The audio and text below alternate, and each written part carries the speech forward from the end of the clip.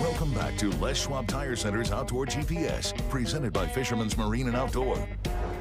Welcome back, everyone. Now on the thought of trying to just give you different options, right? Different things that you can do rather than being like me banging your head against the wall chasing a salmon around. Bass fishing. Some of the best bass fishing in the world is right here. Although keep that quiet. But you can see Cameron Black's out there with his boys, his family, having some fun. They've already been very successful. You saw him land a bass right before we cut to break there. Cameron, how you doing, man? Doing good, man. We're just out here having a little weekend off. You know, they opened our salmon seasons a little late for us, but we had the day and got Layden and his buddy Mason here trying to catch you guys some fish while we're live, man. Tell us who you got with you. What's that? Tell us who you got with you. I got my son Layden right here and then his buddy Mason in the back there trying to catch you guys some. We've probably caught about 25, 30 today. It's been pretty windy kind of in the Columbia, so we've been having to hide, but the bite's on, man. Yeah, that's cool. Now, what do you got the boys throwing? What kind of baits are they tossing?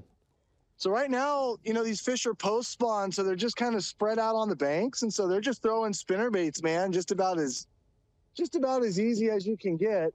And the fish are real aggressive, and they're hammering small bait fish, so when they see that little spinner bait shoot over the top of them, they'll bite it. Pretty easy stuff. Now, Mason, hold that up here real quick. Oh, you got a good one? What's that, bud? You got a good one? Oh, no. Just showing you the bait. Okay, very good. Now, you mentioned that they're post-spawn right now. Not to get too technical, but why do you think the fish turn on and start biting so much after that spawn? Well, I mean, when they spawn, they're going to head to backwaters and head to the shores where they're going to, where they're going to defend their beds, and they're going to do some other stuff as far as like just staying in the backwaters. But once they kind of get done with that, they'll get out on the banks and they'll spread out and they'll kind of go out and sulk a little bit. But once they do that, then they're going to start wanting to put on weight again, and they're going to start biting again. So it gets pretty. I guess you can say the fish will spread out, but they get real aggressive. Yeah. Which is nice because that helps them be a little bit more aggressive so that they'll bite your spinner baits. Now, there are other baits that you like to throw this time of year, or is it just spinner baits, or do you have other reaction baits that those bass like when they're in this at this point post-spawn? Yeah, so before we got on the horn with you here, Layden was throwing a little crankbait, getting some fish on that. I've been throwing just Senkos up against the rocks, just playing around.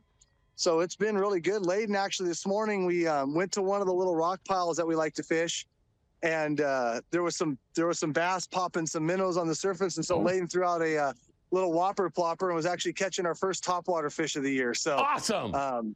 Yeah, so I mean, it's been a pretty good time. Yeah, dude, that's my favorite bite of all, topwater, but the circumstances have to be perfect in order to make that work, everyone. If you're a bass angler, you know what Cameron's referring to.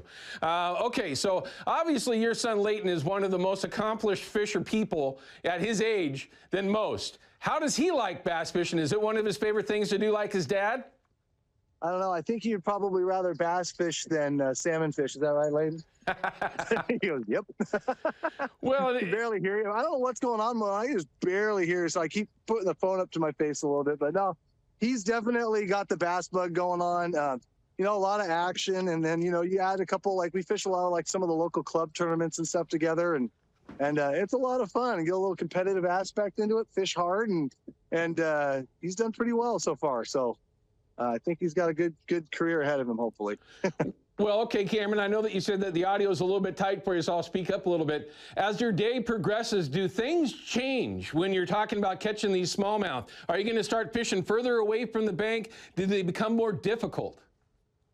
For sure. So like this morning when we pulled up on the first little gravel bar we were fishing, like I said, there was fish hitting minnows. We were watching them bite fish on the surface. So we reacted to that, threw the top water at them and got a couple fish to go.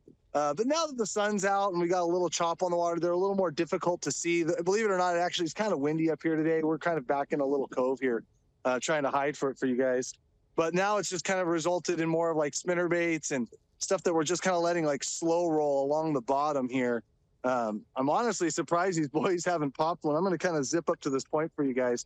But definitely getting a little more subsurface now that the light's out, and it's a little progressed a little further into the day. So let's just kind of talk a little bit about folks that might not have a bass boat, right? You're out there in a bass boat. You're very specific with what you're doing. Folks can get away with chasing these things around up and down the Columbia. Of course, you're going to have to find spots that you can find bass, right? It's just like any other fishing, everyone. But you can get away with it with different types of boats. You just got to be a little bit quiet, right? Oh, absolutely. And the thing is, like, what people don't realize is, like, these bass in the Columbia, man, at some point in time, every single rock in this river is going to have a bass on it, just at some point in time of the year, right? Whether they're spawning and they're up shallow or they're deep, like during like kind of like the wintering time or like, you know, the staging time when they're getting ready to spawn. So there's a lot of rock in the Columbia, right? So there's going to be a lot of opportunity, a lot of places for guys to go and work from the bank. Local marinas and stuff will have them stack in there a lot certain times of year.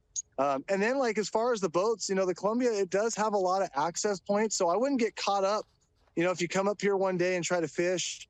I wouldn't get caught up in going to like a specific spot. I mean, there's been so many times coming up here where the wind's just bad in one area and you got to drive another like 30 minutes. You never know.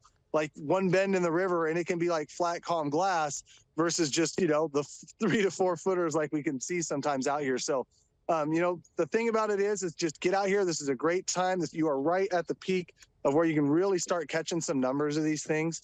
And so get out there and just start cruising the bank, just like we're doing right now. We're fishing some new areas that I hardly ever fish, you know, during tournaments or anytime during my season. So we're just checking stuff out. Which is so much fun. I mean, the Columbia is a river that is so fun to explore. And if you're able to get bit a few times chasing smallmouth around, that just makes it that much more fun. But for folks that might be watching for the first time, maybe they haven't chased bass out there on the Columbia yet, Cameron, is there a couple of baits that you would recommend to purchase first? You know, maybe you can get away with steelhead gear as far as rod and reel combos go. But would it be spinner baits and maybe crank baits, maybe lipless? You know, buying a few of those. What would be something that you would recommend to pick a few up? Probably one of the most important things to fish is probably like a little half-ounce curly-tailed jig or a little crawdad-looking plastic bait, because they eat those things about 11 months out of the year. The only month they don't eat it is when the salmon smolts are coming down. Right. Sorry, that's the truth. Yep. So like having a little half-ounce jig. However, if you're in weedy or grassy areas, then switch to the spinnerbait stuff. Mason's got one right there, little guy. Mason's got himself one. Yeah.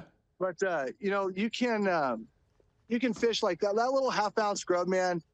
If it's not weedy, that's going to catch more bass on this river than just about freaking anything else. And I do have one tied up. I'll show you real quick. Something that looks like this, man. That is like all you need. It's kind of all beat up right now because I was fishing this morning, a little half-ounce Texas rig. Something like that will catch them like crazy. I love it because those fish definitely have food sources, just like Cameron has mentioned. Match the hatch, right? Depending on where you are. Match the hatch. That's right. Now, Cameron, as the day progresses, what are you going to do? You're going to change things up? What's going to be your next plan as the sun gets a little bit higher and you get closer to noon today? Honestly, like, they bite all day. What people don't realize, it is a morning thing, but man, these fish bite all day. And especially as we get into the summer months, I mean, people don't know this, but you can catch them on top water the whole day, like, especially in the months of July and August. Like, it's crazy. Like, people think top water is like a morning show only. Like, no, we're going to keep beating these things up. We're going to go for a 50 fish day. Can be pretty standard on here. So, even if you had to start your day at noon, I wouldn't worry about it. I'd just get up here, give it a shot. That's great advice all by itself. Now, Cameron, you're known as one of our top guides here in the Northwest, as much as you don't like to talk about that. You're not guiding bass. This is just a recommendation of something that you love to do. That's your passion. Get your son and friends out there. And you are very competitive with it as well.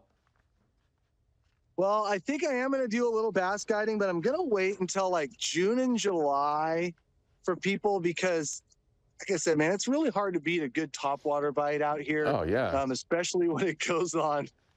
Don't miss him, dude. Don't miss him.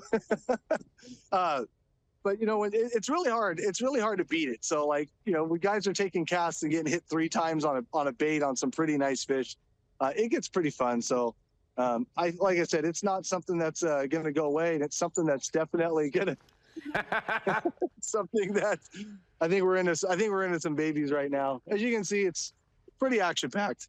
Yes, which is always fun, especially with family and friends, your son, of course, and his friends. And if you have an opportunity to get out and do some bass fishing with Cameron, do it. Cameron, as always, man, we appreciate you spending some time. Leighton, good luck, man. Catch yourself a 5-pounder, will you?